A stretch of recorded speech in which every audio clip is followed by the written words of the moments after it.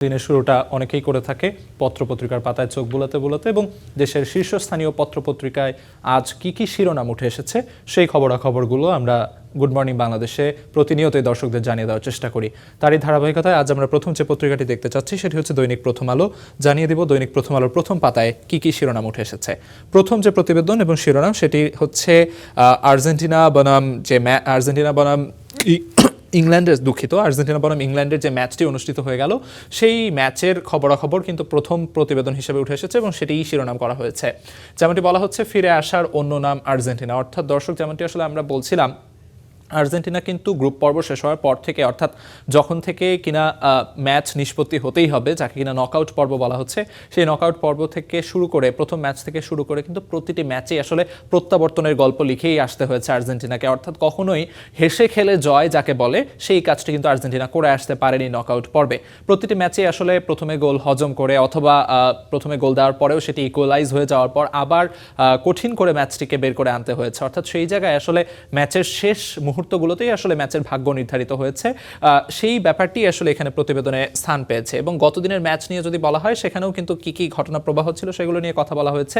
যেমনটি আসলে প্রথমার্ধের প্রথম দিকের খেলা দেখে মনে হচ্ছিল আর্জেন্টিনা হয়তো এই ইংল্যান্ডের কাছে যে পাত্তা পাবে না, এমন কথা কিন্তু যারা ফুটবল নিয়ে ঘাটাঘাটি করেন তারা অনেকেই বলছিলেন শুরু থেকে যে এই ইংল্যান্ড আসলে দুর্দান্ত। এবং সেই জায়গায় আর্জেন্টিনা সাম্প্রতিক সময় যেভাবে ওয়ার্ল্ড কাপের যে ম্যাচগুলো সেগুলোতে যে পারফরমেন্স দেখিয়ে এসেছে, সেগুলো ছোট দলগুলোর সঙ্গে যেভাবে ধুকতে ধুকতে জিততে হয়েছে, সেটি দিয়ে আসলে ইংল্যান্ডকে পরাস্ত করা কঠিন হয়ে যাবে। যদিও অনেক ফুটবল বোদ্ধা রয়েছেন যারা কিনা বলছিলেন যে না, আর্জেন্টিনাকে মোটামুটি 90 মিনিট আটকে রাখার মতো খেলা আসলে ইংল্যান্ড খেলতে পারবে কিনা সেটি নিয়েও সন্দেহের কথা ছিল।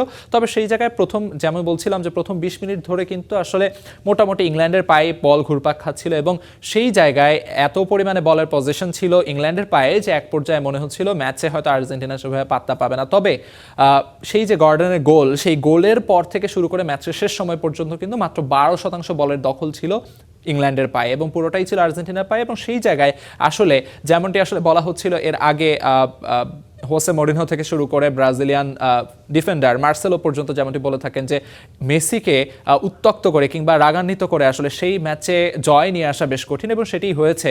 যেমনটি আসলে টমাস টুখেল আগে বলেছিলেন যে এই মেসিকে প্রতিহত করার সমস্ত সূত্র তাদের হাতে রয়েছে, তবে সেটির উত্তর কিন্তু মাঠেই দিয়েছে মেসি এবং আর্জেন্টিনা দলও সেটি দিয়েছে। এ পর্যায়ে যদি আমরা অন্য যে খবর রয়েছে সেটির দিকে তাকাই, ফুটবল বিশ্বকাপের আরেকটি ম্যাচ, অর্থাৎ গতদিনের যে ম্যাচ, যে ফ্রান্সকে মোটামুটি বিধ্বস্ত করে স্পেন যে ফাইনালে উঠে গেছে, সেই খবরটি এখানে আজও শিরোনামে রয়েছে। এবং আর্জেন্টিনাকেই প্রতিপক্ষ হিসেবে চেয়েছিলেন স্প্যানিশ কোচ দে লা ফুয়েন্তে, সেই খবরটিও এখানে শিরোনাম করা হয়েছে। এ পর্যায়ে আরেকটি খবর নিয়ে যদি কথা বলি, সেটি হচ্ছে গতদিন কিন্তু সংসদে প্রধানমন্ত্রী তারেক রহমান কথা বলেছেন। সেখানে তিনি যেমনটি বলেছেন যে চরমপন্থা এবং উগ্রবাদকে দেশে কোনো রকম স্থান দেওয়া হবে না। এবং সেই প্রসঙ্গে তিনি যেমনটি উল্লেখ করেছেন যে নিষিদ্ধ ঘোষিত আওয়ামী লীগ তাদের যে কার্যক্রম পরিচালনা করা কিংবা তাদের যে ধরনের তৎপরতা, সেই তৎপরতাগুলোকে নস্যাৎ করে দিতে কিংবা সেই তৎপরতাগুলো যেন অপতৎপরতায় পরিণত হয়ে দুর্ভোগ বা ভোগান্তি সৃষ্টি করতে না পারে, সেই জায়গায় আসলে সরকার এবং বিরোধী দল যে একসঙ্গে কাজ করবে এমনটি যে তিনি বিশ্বাস করেন, সেই কথাটিও কিন্তু তিনি বলেছেন। এবং সেই জায়গায় তিনি আরও একটি বিষয় তুলে এনেছেন, সেটি হচ্ছে যে জাতীয় সংসদে তিনি দাঁড়িয়ে যে কথাগুলো বলেছেন তার মাঝে তিনি কিন্তু এই যে তার সমাপনী বক্তব্য, সেখানে তিনি নানা ধরনের সামরিক সুরক্ষা কর্মসূচি সহ দেশের পররাষ্ট্রনীতি এবং নানা বিষয় নিয়ে তিনি কথা বলেছেন। সেই খবরাখবরগুলো কিন্তু এখানে প্রতিবেদনে উঠে এসেছে। সেই সঙ্গে আরেকটি খবর এখানে দেখা যাচ্ছে, সেটি হচ্ছে জুলাই গণ অভ্যুত্থান নিয়ে। দর্শক, আপনারা জেনে থাকবেন আজ জুলাই শহীদ দিবস এবং সেখানে আজকের এই দিনে কিন্তু 2024-এর আজকের এই দিনে শহীদ আবু সাঈদ শহীদ হন এবং তার যে ঘটনা, সেই বিচার কার্যে কিন্তু যেমনটি আসলে হয়েছে যে যারা দণ্ডপ্রাপ্ত আসামি তাদের 23 জন পলাতক রয়েছেন। এই খবরাখবরগুলো নিয়ে এখানে শিরোনাম করা হয়েছে। যেমনটি বলা হয়েছে 2 বছরেও শেষ হয়নি 86% মামলার তদন্ত, এবং যেগুলো মামলার তদন্ত শেষ হয়েছে কিংবা বিচার কার্যাধীন রয়েছে সেগুলো আসলে বিচারের রায়ের অপেক্ষায় থেকেছে এবং সেগুলো নিয়ে যে দীর্ঘসূত্রিতা তৈরি হচ্ছে, সেই খবরাখবরগুলো কিন্তু এখানে প্রতিবেদনে উঠে এসেছে। সেই সঙ্গে এই জুলাই শহীদদের এই ঘটনা প্রবাহগুলো নিয়ে এখানে শিরোনাম করা হয়েছে। সেই সঙ্গে দেখা যাচ্ছে সুন্দরবনে ফেরার সময় বারবার কাত হয়ে পড়ছিল বাঘিনীটি, অর্থাৎ কিছুদিন ধরে খবরে ছিল এই বিষয়টি যে একটি বাঘিনীকে উদ্ধার করা হয়েছিল এবং সেটিকে আহত অবস্থায় চিকিৎসা চিকিৎসা দেওয়ার পরে কিন্তু সুন্দরবনে ফেরত দেওয়ার যে প্রক্রিয়া সেটি চলছিল, সেই খবরটি এখানে প্রতিবেদনে উঠে এসেছে।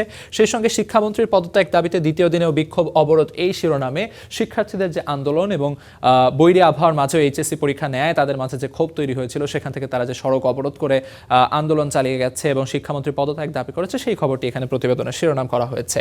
তো মোটামুটি দৈনিক প্রথম আলোর শিরোনামগুলো জানিয়ে দিচ্ছিলাম। এ পর্যায়ে আমরা দেখতে চাই দৈনিক সমকালে কি কি খবর উঠে এসেছে। সেখানে প্রথম যে শিরোনামটি, স্বাভাবিকভাবে আর্জেন্টিনা ম্যাচকে এখানে প্রথম শিরোনাম করা হয়েছে। সোনালী প্রজন্মের পুনর্জাগরণ, স্পেন ফ্রান্স ম্যাচ নিয়ে এ ধরনের কথা বলা হয়েছে। এছাড়া অন্যান্য প্রসঙ্গে যদি আসি, সেখানে যেমনটি দেখা যাচ্ছে সংসদে প্রধানমন্ত্রী তারেক রহমানের যে বক্তব্য, সেই বক্তব্যকে শিরোনাম করা হয়েছে প্রতিবেদনের। যেমনটি বলা হয়েছে যে কোনোভাবেই উগ্রবাদকে প্রশ্রয় দেবে না সরকার, যেমনটি আমরা দৈনিক প্রথম আলোতে দেখছিলাম, সে খবরটি এখানে উঠে এসেছে। সেই সঙ্গে কোনো বিশেষ দেশকে আসলে সুবিধা দিতে স্বাস্থ্য শিক্ষা ধ্বংস করা হয়েছিল পূর্ববর্তী সরকারের আমলে, এই কথাটিও কিন্তু তার বক্তব্যে উঠে এসেছে। এবং সেই জায়গা থেকে সরে এসে বর্তমান সরকার যে এই শিক্ষা ব্যবস্থা, স্বাস্থ্য খাত, এগুলোকে যে পুনর্গঠন করার চেষ্টা করছে, সেই খবরগুলো কিন্তু এখানে উঠে এসেছে। সেই সঙ্গে জুলাই সনদ বাস্তবায়নে জনগণের কাছে সরকার দায়বদ্ধ এমন মন্তব্য তিনি করেছেন। এবং মতবিরোধ থাকলেও ফ্যাসিবাদ বিরোধী ঐক্য রয়েছে এমন কথাও কিন্তু প্রধানমন্ত্রী তারেক রহমান বলেছেন। যেমনটি আসলে আমরা দৈনিক প্রথম আলোতে বলছিলাম যে ফ্যাসিবাদ যেন আর মাথাচাড়া দিয়ে উঠতে না পারে, সেজন্য রাষ্ট্র সংস্কারের যে পদক্ষেপগুলো নেওয়া দরকার সেটি সরকারের পক্ষ থেকে নেওয়া হবে। এবং সেই জায়গায় বিরোধী দলের সহযোগিতা তিনি কামনা করেছেন, অর্থাৎ তিনি দাবি করেছেন, বিশ্বাস করেন যে বিরোধী দলও সেই ক্ষেত্রে ফ্যাসিবাদ বিরোধী এই ঐক্যে সরকারের সঙ্গে থাকবে, সরকারের পাশে থাকবে, এমন কথা কিন্তু তিনি বলেছেন। সেই সঙ্গে আমরা দেখতে পাচ্ছি আরও কিছু খবরাখবর রয়েছে, যেখানে দেখতে পাচ্ছি শিক্ষামন্ত্রী পদত্যাগের সময় বেঁধে দিয়ে শাহবাগ ত্যাগ করেছেন শিক্ষার্থীরা, সেই খবর এখানে রয়েছে। 18 জেলায় শিক্ষার্থীদের বিক্ষোভ ছড়িয়ে গেছে, সে খবর এখানে দেখতে পাচ্ছি। সেই সঙ্গে আরেকটি খবর গত কয়েকদিন ধরেই চলছিল, সেটি এখানে শিরোনামে উঠে এসেছে। সেটি হচ্ছে শেখ হাসিনা পরিবার সহ 10টি শিল্প গ্রুপের ৭৬,০০০ কোটি টাকার সম্পদ জব্দ। অর্থাৎ এই বিষয়টি নিয়ে কিন্তু গত কয়েকদিন ধরে আলোচনা হচ্ছিল, যেমনটি বলছিলাম যে শেখ হাসিনা সহ তার পরিবারের সদস্য এবং এছাড়াও মোট 10টি শিল্প প্রতিষ্ঠানে বেশ সন্দেহজনক লেনদেনের তথ্য পাচ্ছে বাংলাদেশ ফাইন্যান্সিয়াল ইন্টেলিজেন্স যে কমিটি রয়েছে সেটি। অর্থাৎ এই জায়গায় বাংলাদেশ ফাইন্যান্সিয়াল ইন্টেলিজেন্স অর্থাৎ BFUI যারা রয়েছেন, তারা মোটামুটি 30,199টি সন্দেহজনক লেনদেনের তথ্য পেয়েছেন এবং সেটির ভিত্তিতে ধারণা করা হচ্ছে যে হয়তো অর্থ পাচারের একটি প্রক্রিয়া এটি হতে পারে বা প্রচেষ্টা এটি হতে পারে। সেই জায়গা থেকে দুদকের কাছে নজরদারির জন্য আবেদন করা হয়েছিল এবং তার পরিপ্রেক্ষিতেই কিন্তু ৭৬,০০০ কোটি টাকার সম্পদ জব্দ করা হয়েছে।